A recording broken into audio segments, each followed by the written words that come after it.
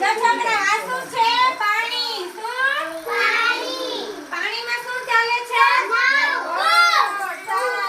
હવે તમને ખબર છે પાણીમાં શું તરે અને ન તરે? ખબર? જો આ શું છે? લાકડી. શું છે? લાકડી.